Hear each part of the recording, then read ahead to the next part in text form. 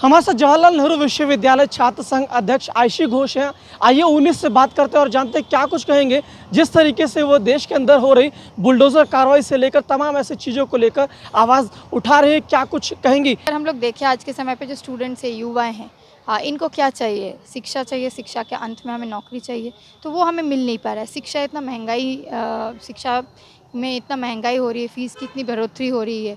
साथ साथ जो एजुकेशनल स्पेसेस है वो बहुत इनएक्सेसिबल होते जा रहा है मैक्सिमम जो जनता है उनके बच्चों के लिए। तो जो सबका साथ सबका विकास होने वाला था, स्कॉलरशिप्स आ नहीं रहे हैं। हमारी यूनिवर्सिटी में अगर देखा जाए सालों सालों भर की स्कॉलरशिप्स नहीं आ पा रही है।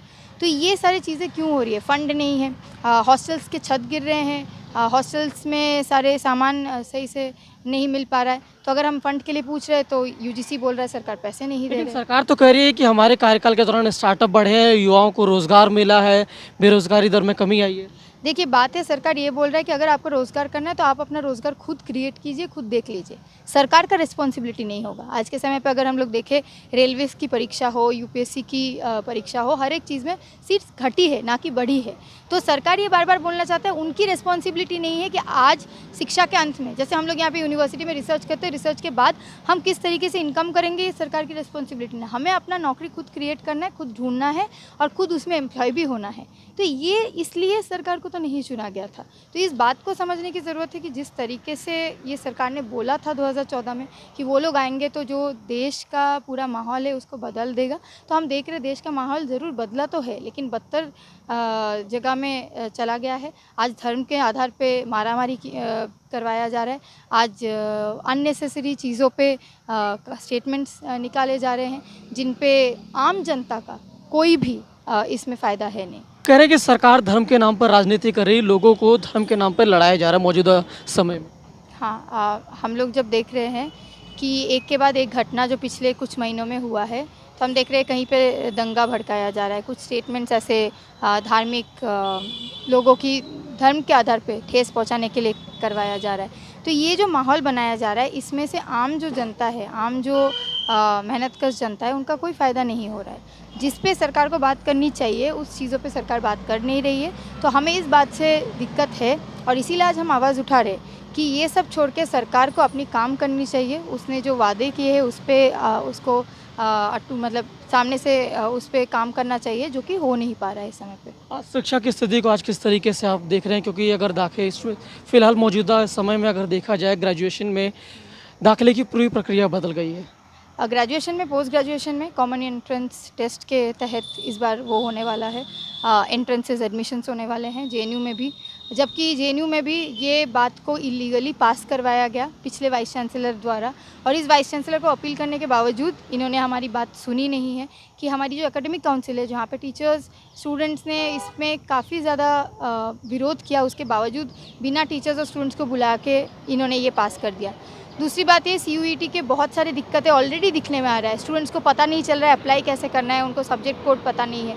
तो भारी से भारी संख्या में प्राइवेटाइजेशन को किस तरीके से हर एक कॉलेज स्पेसिफिक किया जा सकता है, जिसकी लड़ाई 2019 में हम लोग लड़ रहे थे, जब फीस वृद्धि का खिलाफ आंदोलन हम लड़ रहे थे। हम इस बात को बार बार बोल रहे थे कि नई शिक्षा नीति और कुछ नहीं है, एक स्ट्रक्चर है, एक रोड मैप है जिसमें शिक्षा की बाजारीकरण किया जाएगा, निजीकरण किया जाएगा। और आने वाले समय में हमें यही आशंका है कि ये सीयूईटी के थ्रू लोग कितना अप्लाई कर पाएंगे नहीं हमें पता है। हमें ये पता चल रहा है कि 3 मैक्सिमम कोर्सेज़ पे अप्लाई कर पाएंगे, उसके बाद अगर अप्लाई करना है तो 200 रुपये पर कॉलेज पर कोर्स देना होगा। तो एट द एंड वही जो बात बोला ना कि हम सुविधा कर दे रहे हैं, एक ही फॉर्म में सबका हो जाएगा, वैसा एक्चुअली कुछ हो नहीं रहा है, जबकि स्टूडेंट्स को दिक्कतें बहुत ज़्यादा आ रही है। ठीक है, जवाहरलाल नेहरू विश्वविद्यालय में नई कुलपति आए हैं, कुलपति से आप लोगों ने मुलाकात भी किया, किस तरीके से बात बन पा रही है? क्या छात्रों के हितों में बात हो पा रही है या नहीं? देखिए, उनसे मिलके हमने अपना मेमोरेंडम दिया है मार्च के समय पे, लेकिन उस मेमोरेंडम पे रिस्पांस 1 महीने के तहत आने वाला था, वो आया नहीं है। और आज के समय पे भी कैंपस में बहुत सारी दिक्कतें हैं। वीमेन सेफ्टी को लेके सबसे ज़्यादा क्वेश्चन है, जबकि महिला वाइस चांसलर पहली है, लेकिन उसके बाद इतना ज़्यादा केसेस हुआ है जिस पे कोई भी स्टेटमेंट हमारे वाइस चांसलर की तरफ से नहीं आया है, कोई भी एक्शन उस तरीके से नहीं आया है। उसके बाद बाकी इंफ्रास्ट्रक्चरल इश्यूज़ वगैरह सब कुछ है, जिस पे अभी भी उस तरीके से जैसे हम एक्सपेक्ट कर रहे हैं कि वो करेंगे काम, वैसा नहीं हो पा रहा। सुरक्षा की बात करें, आप लोग लगातार सिक्योरिटी को बदलने की भी मांग कर रहे थे। एकदम, क्योंकि जो सिक्योरिटी रहा है पिछले 2-3 साल से, उसके बाद हमने देखा है कि किस तरीके से काम हो पा रहा है। ना उनको ट्रेन किया जा रहा है, ना उनको इस कैंपस के जो आइडिया है या एनवायरनमेंट है उसके साथ उनको ट्रेन किया जा रहा है। तो बहुत सारी दिक्कतें आई हैं, बहुत सारी हैरेसमेंट केस हुआ है जहाँ पे एक्सप्लिसिटली ये सिक्योरिटी ने कुछ कर नहीं पाए हैं। उन्होंने उल्टा सर्वाइवर्स को बोला है कि आप चले जाओ, आप इतना रात को ये क्यों कर रहे हो।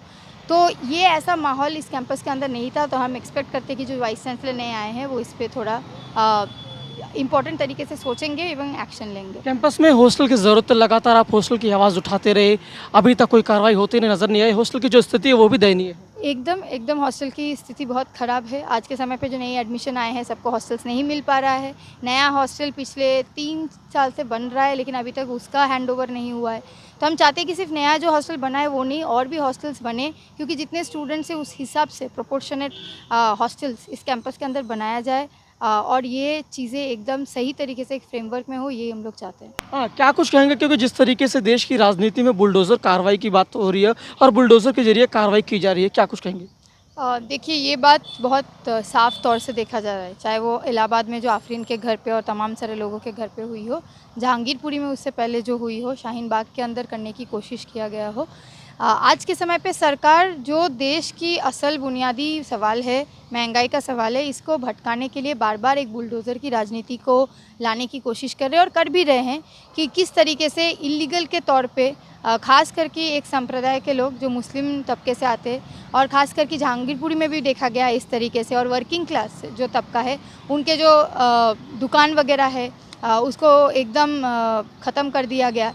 तो ये जो बातें हैं कि जो आम इंसान का बुनियादी सवाल है उसको हटाने के लिए हिंदू मुसलमान जात पात की जो मतलब दिक्कतें हैं, इस दिक्कतों में हम लोगों को उलझाया जा रहा है कि कल के दिन पे एक समय जिस तरीके से बुलडोज़र चलाया जा रहा था आफरीन के घर पे, आफरीन के घर को ढहा जा रहा था, उसी समय पे डॉलर सबसे ज़्यादा अगर देखा जाए इंडियन रुपी के हिसाब से सबसे ज़्यादा लो में पहुंची है इतिहास के अंदर, 78 रुपया। तो हम समझ सकते हैं कि आज देश की हालात क्या है। देश में महंगाई इतनी बढ़ रही है, देश में प्राइवेटाइजेशन जिस तरीके से हो रहा है, एक के दिन बाद एक खबर आ रही है कि आधा चीज़ें जो एंटरप्राइजेस है वो अदानी या अंबानी के हाथों में कर दिया जा रहा है। तो इन मुद्दों पे लोग बात ना कर पाए, इन मुद्दों पे लोग बात नहीं कर पाए, पेट्रोल डीजल के दाम पे ना बात कर पाए। तो इसलिए बार बार हम लोगों को उलझाया जा रहा है कि आप सिर्फ वही खबर देखिए, आप वही चीज़ें समझिए जो बीजेपी और आरएसएस का प्रोपेगेंडा हो। यानी आपका कहना है बुलडोज़र के ज़रिए सरकार लोगों को परेशान करने की कोशिश कर रही है? एकदम परेशान करने की कोशिश कर रहे हैं, टारगेटिंग करने की कोशिश कर रहे हैं।